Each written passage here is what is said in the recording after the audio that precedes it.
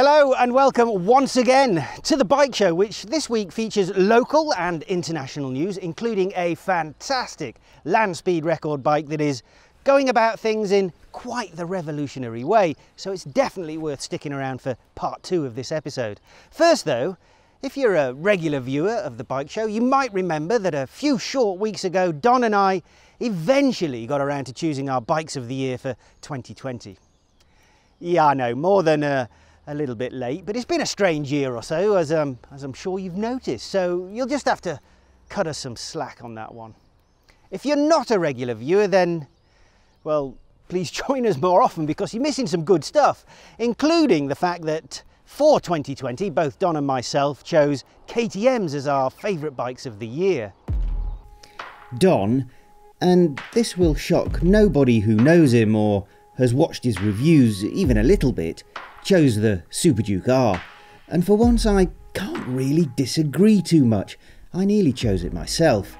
The latest third generation has given the beast, as it has become known thanks to some clever marketing, a generous helping of sophistication to go with its brute strength. It really is the complete naked hyperbike now.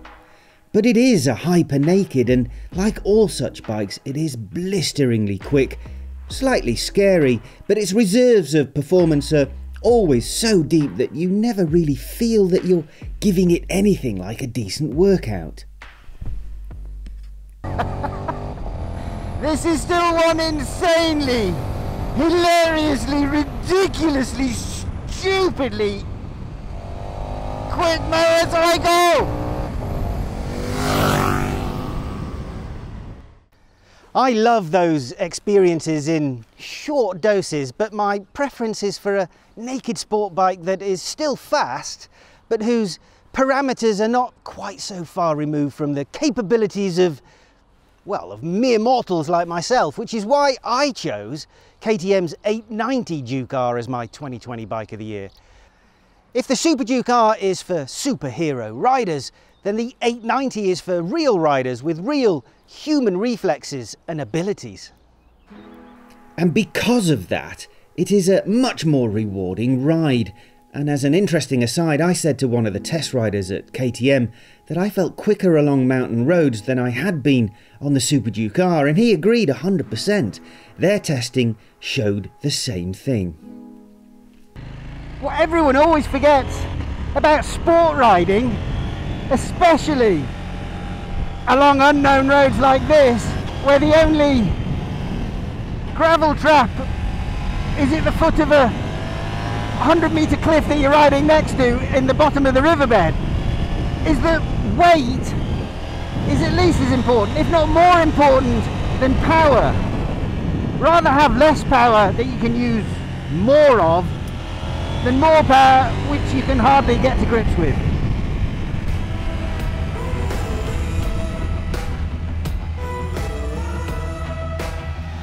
The 890R arrived barely a year after KTM debuted the Duke 790. That was a good bike, but the 890R took it to a whole new level. Maybe they were embarrassed to release a standard 890 so soon after the 790, so they sort of disguised the fact that they were abandoning the 790 capacity with a special racy model that was dripping in all the best components that they could get their hands on. The result was an extraordinarily good bike, a model that was offering a lot for the money, but we didn't forget that the 790 was still hanging around, lingering in the background. It had to happen, and even though the 790 has dragged on for another year, it has now been replaced by this, the 890 Duke. And to tell them apart, well, easiest thing is just to look at the frame. The R version has an orange frame, whereas this doesn't. Or you could check the brakes. The calipers on this are radial, but they're badged KTM. On the R, they're Stylema Brembos. And the brake discs, they're 20mm smaller at 300mm on this. Though if you happen to notice that, then I suggest you should probably stop looking at bike pictures and specs and go out, meet some people. Go to the pub, enjoy yourself. There's also the forks, which are now a bit more basic and completely unadjustable. And the rear shock, that's also of a lesser spec. Or you could check the tyres. On the R version, they're those super sticky Michelins, the Power Cups, whereas they're a little bit more ordinary road-oriented Continentals on this. Or I suppose you could just remember that in terms of colours, the R version is white, and the standard new 890 Duke, well, it isn't. It's orange and black, or it's actually got an all-black version. And I don't normally like all-black bikes, but it does look good on the Duke. The standard bike, well, that also gets a pillion seat and rear foot pegs. Although, when you take delivery of the 890R, it does come with a single seat hump, but in the box you get a pillion seat and the foot pegs. So I suppose it's up to you whether you want to fit them or not. The question is then, can you easily feel that this model is the cooking version? You'd have to think that the answer will be yes, because otherwise, why bother with the R?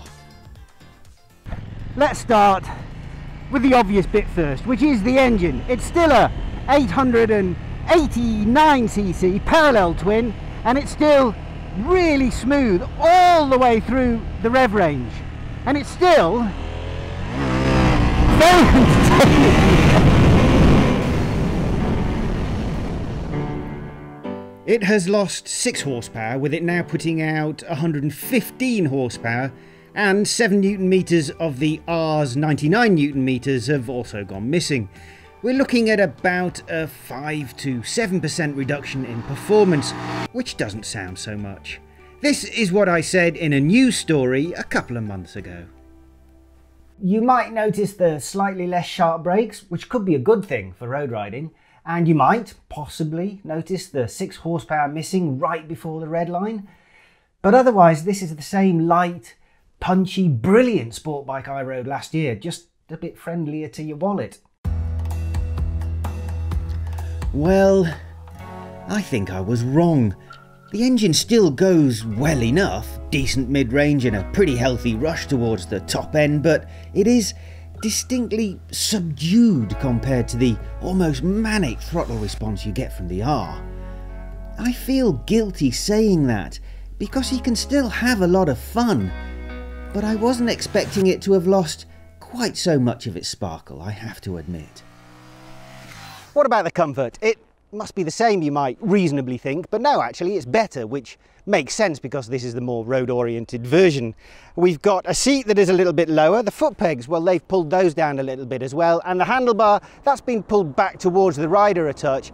So overall you get a roomier riding position that pitches you forward onto your wrists just a little less, and that means better comfort over longer distances. And another added bonus is that the seat is a little bit closer to the ground, so if you're not vertically blessed, you'll be able to ride it.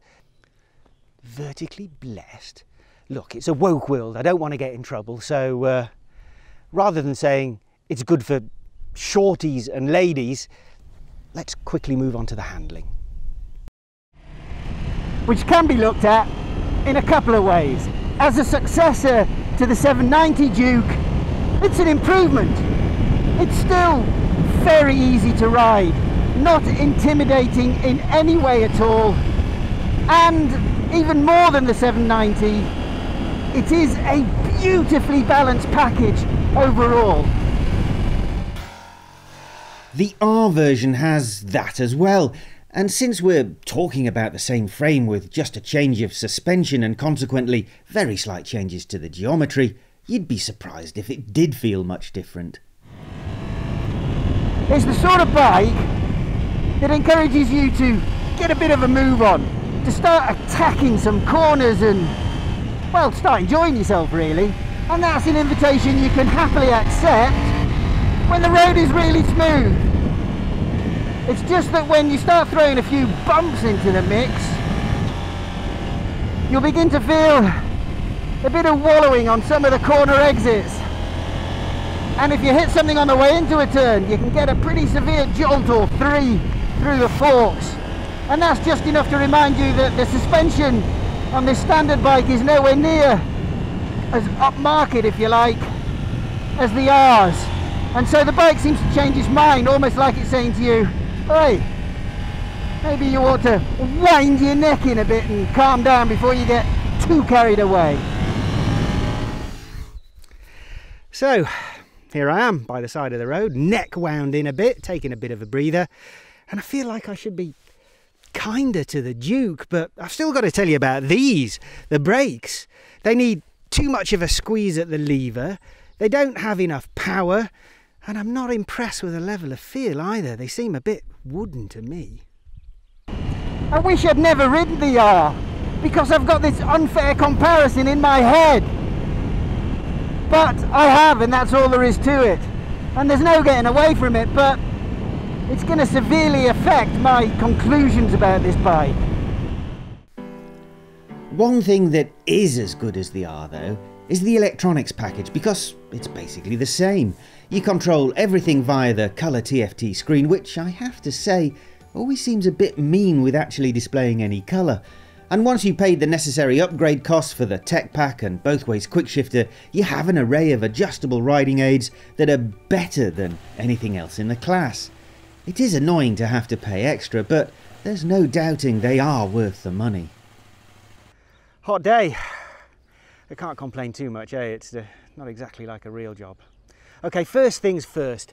KTM has definitely fulfilled its primary design brief, because this is undoubtedly a significant improvement over the 790 Duke that it replaces. If I suddenly developed a case of amnesia, I'd tell you that this is a fantastic naked middleweight bike, an excellent all-rounder with a bit of a sporty side, and it should definitely be on your shortlist along with Triumph's Street Triple R and the much more affordable Yamaha MT-09. In fact, the SP version of the MT-09 is available for less than the Duke with its electronic goodies unlocked. But I haven't got amnesia, honestly, and I can clearly remember the R version of this model, a bike that impressed me enough that I made it my Bike of the Year in 2020.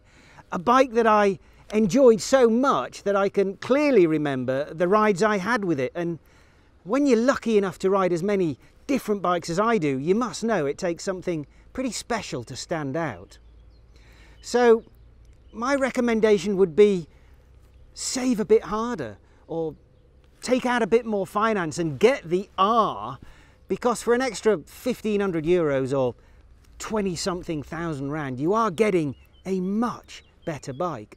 It will be the best value 1,500 euros that you will ever spend, for sure.